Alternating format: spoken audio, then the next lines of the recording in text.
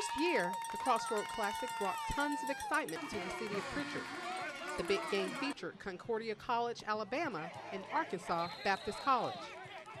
Tragedy struck Concordia last month when a bus fire destroyed $90,000 of equipment. Dorothy Stewart said the game is good for the teams and the community. I think it's a big start for them. I really do. I think it's going to really make big headway. And I wish that everything is successful, especially for them and for the city. On the surface, the Crossroad Classic is just another football game. But for some, the game is about much more than football.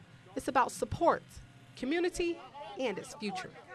Have you heard any plans about shoring up support for the big game next year? No, but you hear the rumblings around the grounds. Everybody wants this to continue. So the organizers will probably pick up on that fact, and then we'll have it next year. In Pritchard, Jesse Miller, Fox 10.